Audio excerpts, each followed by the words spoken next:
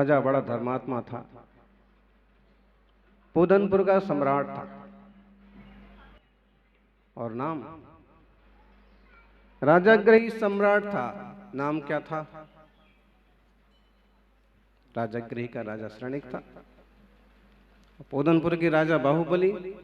लेकिन जिस राजा की हम बात कर रहे हैं वो भी अद्भुत शक्तिशाली था, और शक्ति संपन्न होने के साथ भी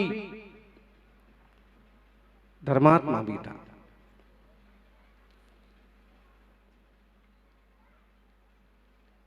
बिना मंदिर जाए राजकाज भी नहीं संभालता था, रोज मंदिर जाता था। धर्म बुद्धि होती है तो राजा भी मंदिर जाता है, और धर्म बुद्धि नहीं होती है तो थोड़ी सी पूंजी वाले लोग भी बहुत इतराते फिरते। और देवशास्त्र गुरु को किस नहीं गिनते। राजा भी मंदिर जाते हैं तो भिखारी भी मंदिर जाते हैं। जिस मंदिर राजा जाता था उसी मंदिर के बाहर दो भिखारी भी बैठे रहते थे। और इसलिए किसी ने सही कहा है कि छोटे भिखारी मंदिर के बाहर भीख मांगते हैं, बड़े भिखारी मंदिर के भीतर भीख मांगते हैं। मांगना छूटता नहीं। और जिनेंद्र भगवान हमें मांगना छुटाने की बात करते हैं कि तुम क्या मांगोगे और कितना इकट्ठा करोगे। कुछ भी नहीं है तो भी तुम्हारा कुछ नहीं है, और बहुत कुछ है तो भी तुम्हारा कुछ नहीं। अगर तुमने वस्तु व्यवस्था को समझ लिया तो बार बार हाथ फैलाने की आदत खत्म हो जाएगी। फिर भी अगर दुनिया के छोटे मोटे देवी देवताओं और जादू टोना के पीछे लगने की बजाय मांगना ही है तो परमात्मा से, जिनेंद्र भगवान से प्रार्थना करो कि ऐसी उपलब्धियां हासिल हों कि जीवन सुखी संपन्न हो, शांतता और धर्ममय हो। और अक्सर कर अपनी प्रार्थना करके, जनता की खुशहाली की कामना करके राजा बाहर निकलता। प्राकृतिक ऐसा मनोरम वातावरण था, हरियाली थी, पेड़ थे, पौधे थे, खुशहाली थी।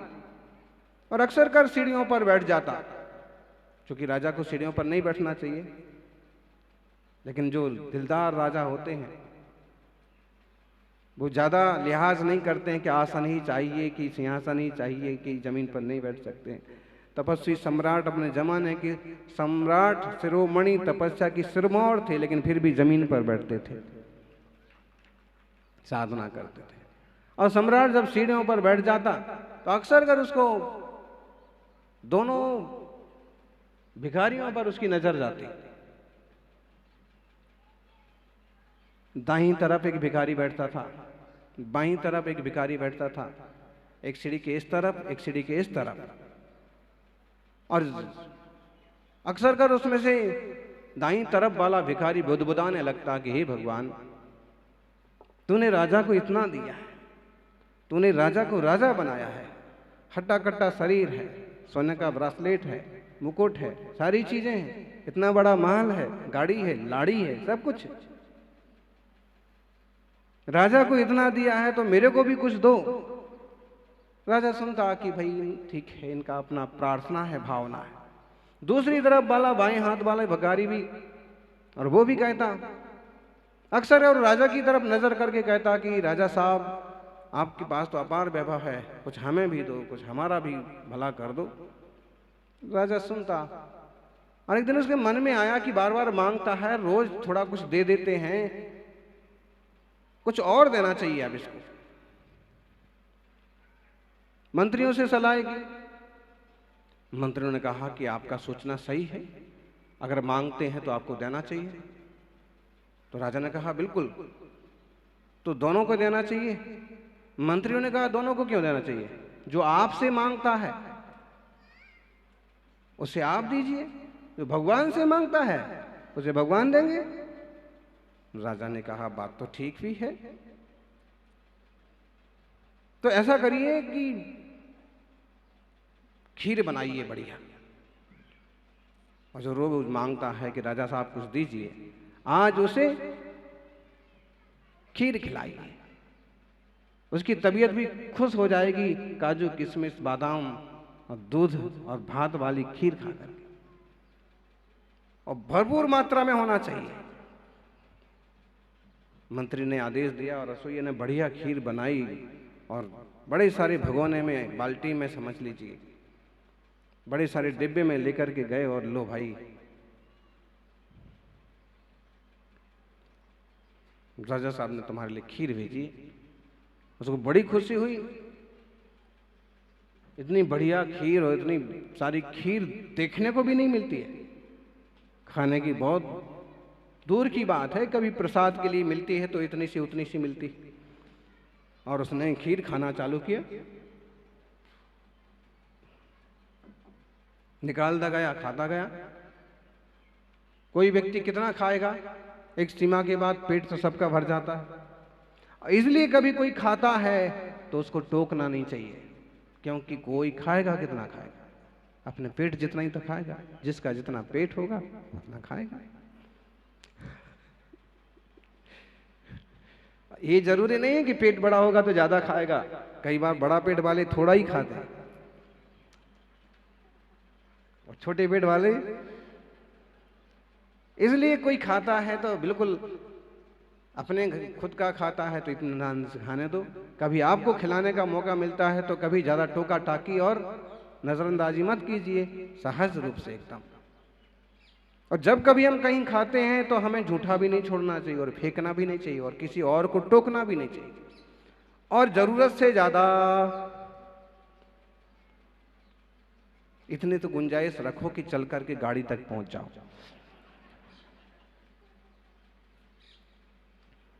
खूब खीर खाई उसने, आनंद आ गया, बिल्कुल मजा आ गया।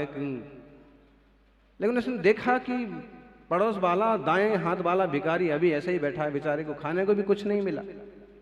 इसके लिए ऐसा करते हैं कि अपन ने तो खा ही ली खीर, पेट भर ही गया, अभी जो कुछ बची है थोड़ी मोड़ी है, फिर भी काफी बची, उसका भी पेट भर सकता है, भाई अपना ही भाई है,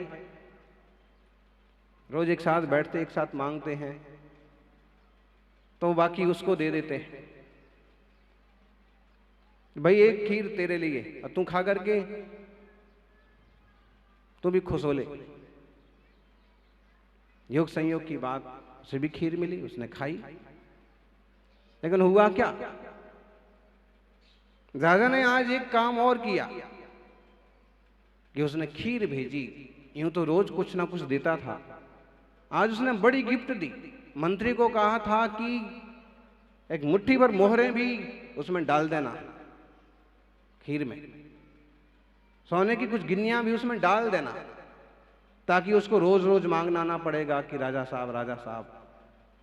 इतनी गिन्नियां बर्तन में नीचे जाके बैठ जाएंगी, जब खीर खा लेगा तो नीचे उसको गिन्नियां भी मिल जाएंगी।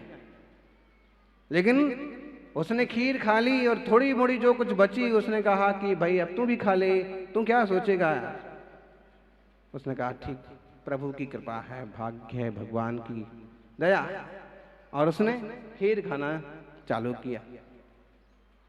इसका तो पेट भर गया, ये अपना उठाया अपना ताम झाम और चलता बना।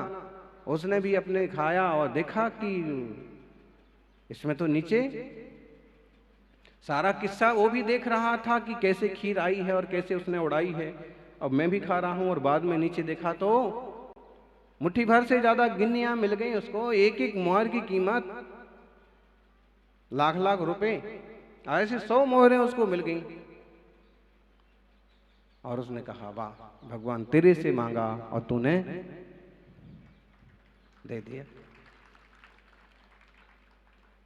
दूसरे दिन राजा फिर दर्शन करने गए मंदिर, तो देखा कि दाएं हाथ वाला भिखारी तो गायब है जो रोज भगवान से मांगता था, और बाएं हाथ वाला भिखारी आज फिर बैठा और कह रहा है कि राजा साहब आपके पास तो बहुत है, कुछ कृपा करो। तो राजा कहते हैं कि भाई बात क्या हुई, तुझे कल खीर भेजी थी ना। उसने कहा हाँ, बहुत आनंद आया खीर खाने में, तो फिर तू यहाँ गया कैसे बैठा। उसने कहा कि साहब बस खीर खा ली और पेट तो पेट ही है, सुबह खाओ शाम को खा ली। इसलिए जीभ के पीछे ज्यादा नहीं लगना चाहिए, अब भी एक ऐसा खतरनाक उदाहरण हमने पढ़ा सुना था न्यूज कि एक आदमी ने, औरत ने भोजन स्वादिष्ट नहीं बनाया, उसकी पत्नी ने अच्छा भोजन नहीं बनाया, वो उसकी दुष्टता, उसने जिससे साग बनाते हैं उस हंसिए से उसकी गर्दन काट दी। कितना खतरनाक खेल हो सकता है इस मोबाइल की दुनिया में। और अफगानिस्तान का किस्सा तो सबने सुन लिया होगा। किसी औरतों को खाना बनाने के लिए आतंकवादियों ने कहा, उनसे खाना ठीक से नहीं बना तो उनको गोली से उड़ा दिया। इतनी बेवकूफी। तुम्हारी जीभ इतनी कीमती है, दूसरे के जीवन से ज्यादा कीमती है क्या है? और आप उन लोगों को देखियो ना कि जीभ के पीछे जानवरों तक को, मुर्गी, मछली, अंडे, अरे चाहे जीभ है उसमें भी उनका जीवन उन्हें ज्यादा प्यारा है तुम्हारी जीभ से ज्यादा। इसलिए जीभ के पीछे कभी ऊट पटांग काम मत करिए, क्योंकि कितना भी डालो, कितना भी खाओ, सुबह खाओ शाम को खाली, है ना? पूछते ना भैया रोटी खाली, क्या बोलते हैं? खाली मतलब पेट खाली, इधर खाली और इधर खाली। इसलिए जीभ के ज्यादा चौंचले में नहीं पड़ना चाहिए। सहज शुद्ध शाकाहारी व्यवस्थित खान पान। तो राजा साहब खाली खीर तो और पच भी गई।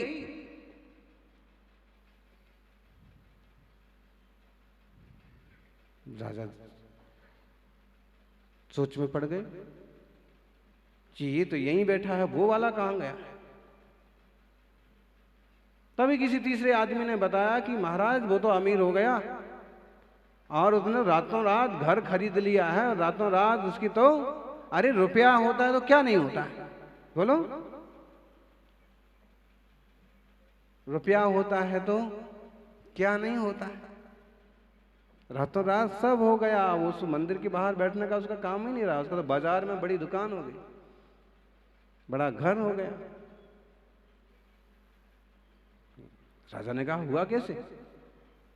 तो उस आदमी ने बताया कि जहां तक मैंने देखा कि इसने खीर भरपूर खाई और बाकी थोड़ी सी नीचे की बची रही वो उसको दे दी, और उसने जब खीर खाई तो उसके भाग्य में जो भगवान से मांगता था तो उसके भाग्य में सोने की मोहरें निकल पड़ी, वो अमीर हो गया। ये यहाँ का यहाँ रह गया। राजा ने कहा सच में हम देने वाले कौन होते हैं? देने वाला तो ऊपर वाला होता है। ऊपर वाला देता है, ऊपर वाला देता नहीं है, लेकिन जो ऊपर वाले के प्रति समर्पित होता है वो कभी खाली हाथ जाता भी नहीं। अक्सर कर लोग एक शेर शायरी बोला करते हैं कि भगवान तेरे दरबार की गजब ए बात यूं देखी, तुझे देते नहीं देखा लेकिन झोली भरी देखी। झोली भर जाती, पुण्य होता है, शुभ परिणाम होते हैं, और प्रशस्त परिणामों का फल होता है कि लक्ष्मी, दौलत, सही दिशा में पुरुषार्थ चलता है, सही दिशा में दिमाग चलता है, समृद्धि बढ़ती जाती है। इसलिए धर्म क्षेत्र में जो खर्च किया जाता है वो कभी व्यर्थ नहीं जाता है। शिलान्यास हुआ है, कई सारे लोगों ने उसमें बड़ा लाभ लिया है या दान दिया। अपने यहाँ अक्सर कर यही शब्द प्रयोग किया जाता है कि इन्होंने बहुत बड़ा लाभ लिया है, जबकि उसने बहुत बड़ा दान दिया है। तो एकदम उचित भाषा में जब बोलते हैं तो भाई साहब को बहुत बड़ा लाभ मिला है चतुर्मास में, शिलान्यास में, और समझदार समझ जाता है कि इन्होंने बहुत बड़ा दान दिया है। तो ऐसा क्यों बोलते हैं? ऐसा सच में इसलिए ही बोलते हैं कि इन्होंने जितना दिया है कल वो फलेगा बहुत बड़े के लाभ के रूप में ही फलने वाला। क्योंकि अगर भारत की करेंसी अमेरिका में नहीं चलती है, भारत का रुपया अगर रसिया में नहीं चलता है, तो यहाँ आप कागज के नोट जमा करा दो अमुक अमुक बैंक के लिए, और वहां जाके आप वहां की करेंसी पालो। वही धर्म ध्यान के क्षेत्रों में खर्च किए गए लोगों की बात होती है। इसलिए धर्म ध्यान से कभी पीछे मत हटिए। जब भी अवसर मिले जितना करते बनता है करिए। ये जीवन आपके हाथ में है। अगर इस जीवन को आप ढंग से जिएंगे तो सम्यक दर्शन ज्ञान चारित्र को भी प्राप्त कर पाएंगे। और यदि इस जीवन को ढोंग में लगा दिया तो ऐसे जैसे बहुत सारे भाव निकल गए वैसे ये भाव भी चला जाएगा। ये भाव बढ़ाने के लिए नहीं है, ये भाव अनंत भावों को मिटाने के लिए है। हमें और शरीर और रुपया और पैसा और समृद्धि नहीं चाहिए। हमें इससे पहले शांति चाहिए, निर्मलता चाहिए, स्वरूप की संवित्ति चाहिए। निज चैतन्य भगवान आत्मा को पहचाने, यही जीवन का सार है, यही जीवन का मंगल है। भगवान तो भगवान बन गए, हमें अपने भीतर बैठे हुए भगवान पर भी विचार करना चाहिए। पूंजी तो हमारे पास भी है लेकिन हमें ही समझ में नहीं आता है। संसार की चीजों में हमारा दिमाग बहुत दौड़ता है। कोई स्थितियां ऊंची नीची हो जाएं तो विकल्प बहुत सारे आते हैं और हम अपना ही नुकसान करते हैं, अपना पल पल घात। बोलो, हम अगर आक्रोश करते हैं तो नुकसान किसका होता है? हमारा होता है। यदि हम बहुत राग और आसक्ति करते हैं तो नुकसान किसका होता है? हमारा होता है।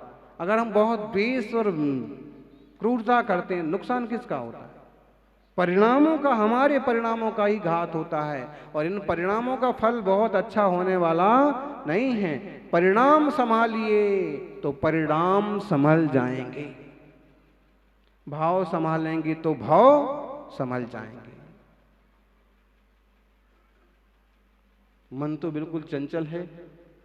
किसकी तरह चंचल है? बंदर की तरह चंचल है। फिर बहुत सारे उदाहरण देते हैं। बंदर की तरह चंचल है, घड़ी के पेंडुलम की तरह चंचल है, और अब तो कहेंगे मोबाइल की तरह चंचल है। इतने सारे फंक्शन आ गए और 5G इतनी तेज हो गया कि आप चाहो तो मन की चाल उससे भी तेज है, बिजली से भी तेज है। एक एक क्षण में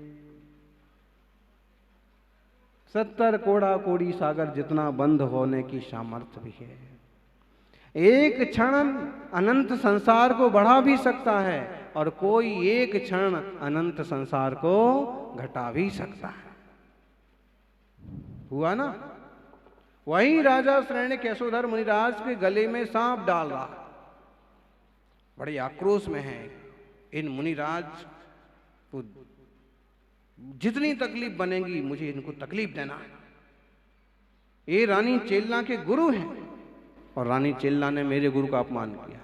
ये मेरे गुरु नहीं है, चेल्ला के गुरु है, मुनि है, इनको तकलीफ देना है। और ऐसा उपद्रव रचा उसने कि भाई मरा हुआ सांप तक गले में डाल दिया। मुनि की बीतरागता देखो। ये हमारे बीतराग जिन शासन में ऐसे अजब गजब उदाहरण, और ये सत्य है बिल्कुल।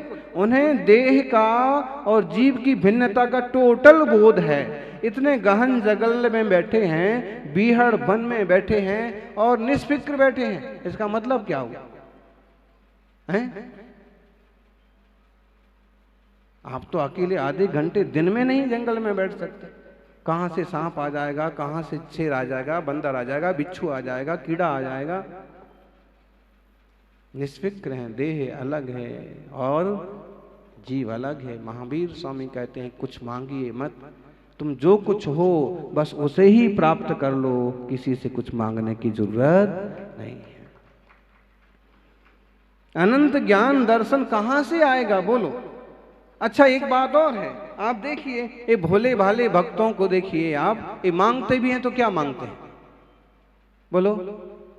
सागवाड़ा वालों बोलो, बांसवाड़ा, उदयपुर वाले मांगते भी हैं तो क्या मांगते हैं? वास्तव में जो कुछ भी मांगते हैं वाजिबी मांगते हैं। वाजिबी समझ में आया ना? बिल्कुल लिमिटेड मांगेंगे एकदम। जैसे अगर बच्चे की शादी नहीं हो रही है तो क्या मांगेंगे?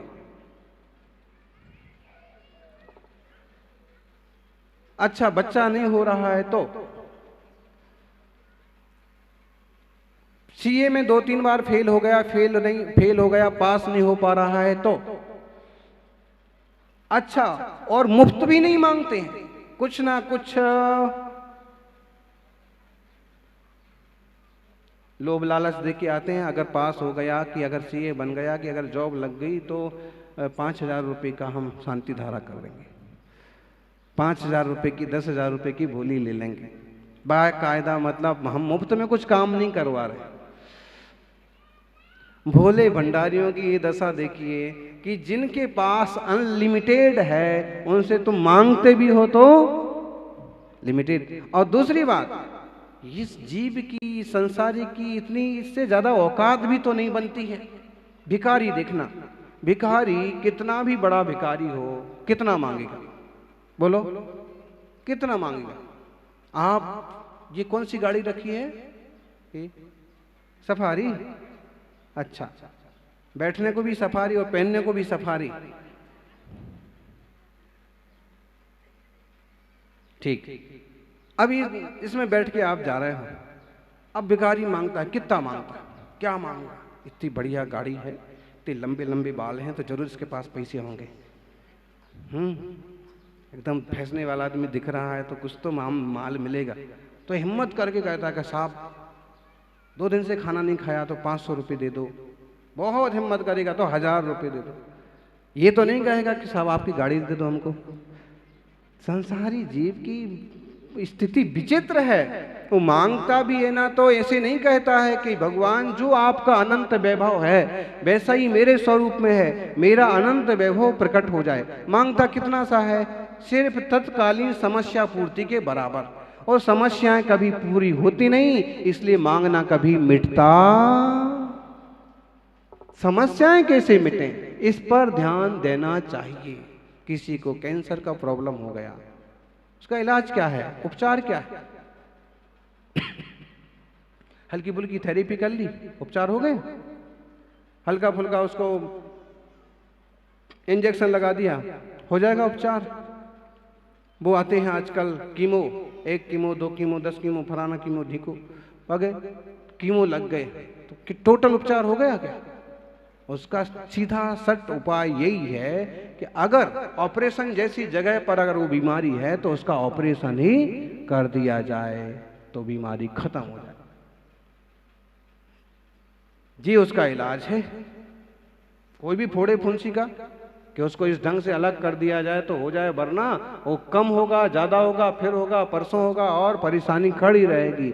ऐसे ही समस्याओं को खत्म करने का सीधा साधा उपाय बताया है कि जो तुम्हारा नहीं है ऐसे पुद्गल को चेतन से काट करके अलग कर दो। अक्सर कर लोग कहते हैं पाठशाला होना चाहिए। अभी मंच वालों की भी योजना चल रही है, कम से कम 25 जगह पाठशाला खोलेंगे, कम से कम जगह जगह पाठशाला। भाई वो ठीक है, वो पाठशाला का मतलब है कि कोई धर्मात्मा, विवेकवान, ज्ञानी पढ़ाएंगे और बच्चे धर्म की बातें सीखेंगे, अच्छे संस्कार सीखेंगे, भविष्य अच्छा बनेगा। ये पाठशाला होना ही चाहिए, इसकी मनाही नहीं है। लेकिन भगवान का मंदिर भी अपने आप में एक पाठशाला ऑलरेडी है। 24 घंटे एक पाठशाला ही है, एक बड़ा स्कूल है कि आप जाइए और केवल उनकी वीतराग मूर्ति को निहार करके सीखिए। इससे बड़ा पाठ दुनिया में कुछ नहीं है। ना आप कुछ कहते हैं ना आप कुछ करते हैं, फिर भी न तू कुछ कहता है न तू कुछ करता है, फिर भी सारा जमाना तेरे चरणों में झुकता है। कुछ तो है, इसका मतलब है कि तू परिपूर्ण है, और उस परिपूर्णता को पाने की पाठशाला वीतरागी जिनेंद्र भगवान की जिनालय के अलावा और कौन सी हो सकती? लोगों का उत्साह मंदिर बनाने के प्रति क्यों रहता है? रहना चाहिए। एक बात हम ये भी कहते हैं कि जीर्णोद्धार के प्रति सावधान रहना चाहिए, और जो जो चीजें, जो जो संस्थाएं, जो जो जिनालय हैं, सबसे पहले उनकी सुरक्षा का फोकस होना चाहिए। फिर एक बात ये भी कहने में आती है कि कहीं श्रावकों के घर हैं, उनकी आबादी है और जिनालय नहीं है, तो जिनालय बनाओ, बनाना चाहिए। क्यों बनाना चाहिए? इसीलिए 24 घंटे में अगर एक बार भी इस पाठशाला में चला जाएगा तो 24 घंटे के लिए सुकून मिल जाएगा। सामान्य जनों के बीच में बैठे रहेंगे आपकी अलग फीलिंग होगी, गुरुदेव के पास आएंगे तो थोड़ा कुछ अलग लगेगा, कोई बोलने का तरीका बदल जाएगा, अच्छे विचार आ जाएंगे, एक वातावरण होता है। तो भक्ति के जिन वराणम खियदिदम पुव्व संचितम कम, जिन भगवान की भक्ति से पहले के संचित किए हुए कर्म भी खत्म हो जाते हैं, मिट जाते हैं। कर्म तो बंद हो ही रहा है जी, पल पल मन वचन काया की प्रवृत्ति चल रही, स्पंदन चल रहा है, आश्रव बंध जारी है। फिर भक्ति ये जनबराम खियदिजम पुव्व संचितम कम्मम आहिर्य पसायेण विज्जा मनता या सिद्धंति। और एक गजब की बात है, आचार्य देव के प्रसाद से विद्या और मंत्र सिद्ध होते हैं। प्रतिष्ठाचार्य जी मतलब ये केवल प्रसाद, केवल कृपा। और जो कुछ थोड़े से समझदार टाइप के लोग होते हैं ना, अगर कभी पूछ लिया ठीक ठाक है, क्या बोलेंगे? बस कृपा, आपकी कृपा, और कुछ तकलीफ नहीं है, बस आपकी कृपा रहना चाहिए हमारे ऊपर, बस। ये बहुत बड़ी चीज मांग ली गई। जो छोटा छोटा मांग लिया ना वो तो एक लिमिटेड हो गया, लेकिन कृपा का मतलब क्या हुआ कि दुख दुविधा कुछ भी ऐसे नहीं आना चाहिए। ऐसे ही हम जिनेंद्र भगवान के चरणों में जाते हैं तो बस कृपा, वीतराग प्रभु आपकी कृपा बनी रहे, हे जिनेश्वर आपकी कृपा बनी रहे, जीवन में शांति बनी रहे, निर्मलता बनी रहे, जिन धर्म और जिन मार्ग की समझ बढ़े।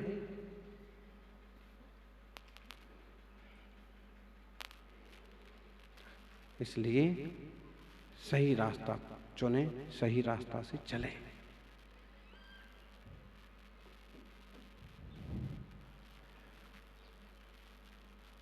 बहुत बार लोग मांगने में भी बुद्धिमानी नहीं रखते हैं और फेल हो जाते हैं।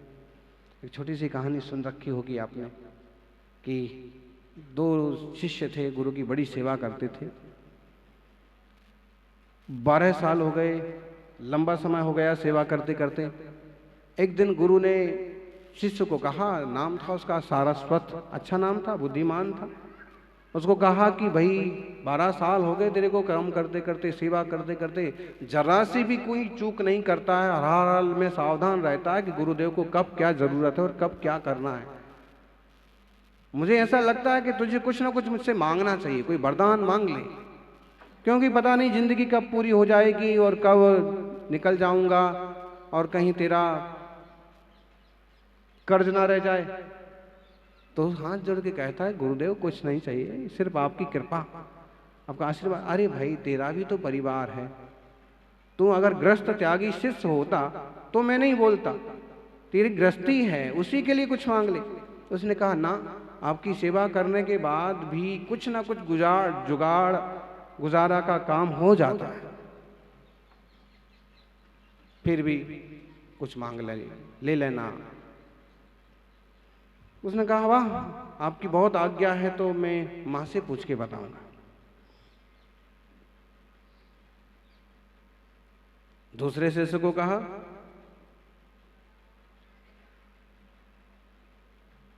अनगढ़ नाम था उसका, उसको भी 12 साल हो गए सेवा करते करते, और उसको कहा कि भाई तू भी मांग ले कुछ। वो कहता है कि मैं तो कब से इंतजार कर रहा था, मैं तो सोच ही रहा था कि आप कुछ दे क्यों नहीं रहे हो, मैं फिजूल का नौकर हूं क्या? आप तो ये बोलने की क्या जरूरत है, आप तो जो कुछ दे सकते हो दो। तो उन्होंने कहा ना ना, गुरु ने परख लिया इतने में कौन कितने गहरे पानी में, तो एक बार अपने घर में पूछ ले और जो कुछ उचित लगे मांग लेना। शिष्यों को पता था कि गुरु में शक्ति बहुत है, जो कह देंगे वो फल जाता है। अनगढ़ को बहुत जल्दी पड़ी थी कि बिल्कुल वरदान मांग लेना है और अब तो एकदम बिंदास बड़ा से बड़ा मांगेंगे, लेकिन बुद्धि उतनी सी थी। घर गया, उसने माँ से कहा। माँ ने कहा कि देख भाई, कुछ तो मांगेंगे, अच्छा सा मांगेंगे। मेहनत करते करते, मजदूरी करते करते मेरा शरीर एकदम क्षीण हो गया, बूढ़ा हो गया। मैं तो कुछ ऐसा मांगूंगी जिससे एकदम स्वस्थ दुरुस्त हो। उसने पत्नी को कहा कि भाई तुम भी। उसने कहा कि वहीं मांगेंगे, वहीं चलो। गुरु ने कह दिया था कि तुम जो भी मांगना है 3 वरदान मांग सकते। अब इसकी पत्नी और इसकी माँ में बनती ही नहीं थी। पत्नी सुंदर थी, माँ बुजुर्ग बूढ़ी थी, तो बार बार उसको चिढ़ाती थी, काली कटोरी बूढ़ी ऐसा, और एकदम सुंदर। उसको भी बहुत बार लगता था कि इसको बहुत घमंड है, इसका घमंड चूर चूर करना चाहिए। गुरुजी के पास मांगने को गए तो गुरुजी ने कहा भाई मांग लो, लेकिन 3 वरदान से ज्यादा नहीं। तो उसने कहा कि भाई सबसे, पत्नी कहती कि मैं मांगूंगी सबसे पहले। तो उसने कहा कि भाई माँ बड़ी है, पहले माँ को मांगने दो। माँ की बुद्धि वैसी थी। उसने कहा कि महाराज ऐसा वरदान दो कि मैं एकदम सुंदर युवती, सुंदर बन जाऊं। गुरुजी ने कहा तथास्तु। देखते देखते सुंदर बन गई। उसको ईर्ष्या लगी बहू को कि तो मेरे से भी सुंदर बन गई और इसको क्या पड़ी है सुंदर बनने की, वगैरह वगैरह। बिल्कुल ईर्ष्या से भर उठी और इसको मजा चखाना चाहिए। पति ने उसको कहा कि भाई तुम कहती थी ना, तू भी मांग ले वरदान। गुरुजी ने कहा हाँ मांग ले। तो उसने कहा कि महाराज मेरे को वरदान दो, एक गधी बन जाए। हैं, बहुत सुंदर बनना इसको मेरे को मेरा वाला वरदान दो, इसको गधी बना दो। गुरुजी को क्या लेना था, तुम जो मांगोगी सो ठीक है, तथास्तु। गधी बन गई। अब इस आदमी को बहुत बुरा लगा कि इतनी सेवा की, सेवा का फल वरदान भी मिला और वरदान का ये हो रहा है जंजाल। गुरुजी ने कहा भाई एक तेरा बाकी है, तुझे मांगना हो तो। उसने कहा मुझे भी मांगना है। मेरी माँ ऐसे कैसे गंदी दिखती है, ऐसी गधी की पर्याय में कैसे रहेगी, आप उसे वापस वैसे ही बना दो, जैसे पहले थी बूढ़ी माँ वैसे की वैसी बना दो। 3 वरदान पूरे हो गए। हाथ, जो बेवकूफ लोग होते हैं ना, उनका ये हाल होता है। ईर्ष्या में, द्वेष में वो अपना भी बुरा कर लेते हैं और दूसरों का भी बुरा कर लेते हैं। और जो सारस्वत था दूसरा, फिर गुरु ने कहा कि भाई तूने मांगा नहीं कुछ भी। उसने कहा कि आपकी कृपा से सब शांति है, भाई मांग ले। ठीक है, मैं माँ से पूछ के बताता।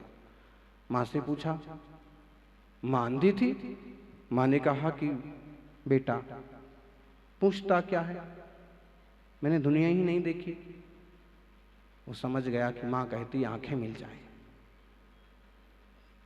देखा चलते चलते कि पिता भी बैठे हुए हैं, बड़े थके हैं, बड़े बुजुर्ग हैं। उनसे कहा कि आप कुछ राय देंगे। उन्होंने कहा कि जिंदगी हो गई मेहनत करते करते, लेकिन आज भी घर में कुछ भी विशेष तरक्की नहीं हुई। कुछ ऐसा रास्ता निकाल कि कुछ धन संपत्ति आए। उनका भी सुन लिया। देखा तो निकलते निकलते विसूरती हुई पत्नी भी दिखी। उसके कहा भाई तेरी कोई ख्वाहिश। उसने कहा कि आप पति होकर के भी नहीं समझते, विवाह को 10 साल हो गए, लेकिन घर में, आंगन में किलकारियां मारने वाला कोई नहीं है, संतान नहीं है। ऐसे जीवन का मतलब क्या है? उसने थोड़ा सा चिंतन किया, मंथन किया और गुरु के पास, गुरु से कहा, गुरु से एक ही वरदान मांगा उसने, अपने लिए तो कुछ मांगा ही नहीं। उसने गुरुदेव से कहा कि भगवान देना है तो एक वरदान दे दीजिए कि मेरी मां अपने पोते को 7 मंजिल के मकान की छत पर सोने की थाली में खीर पूरी खाते हुए देखे।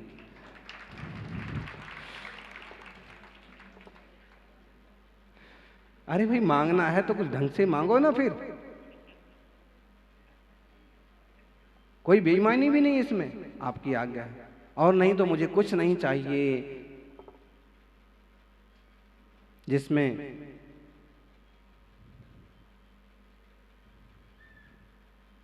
धर्म ध्यान बना रहे, उसी में खुशी।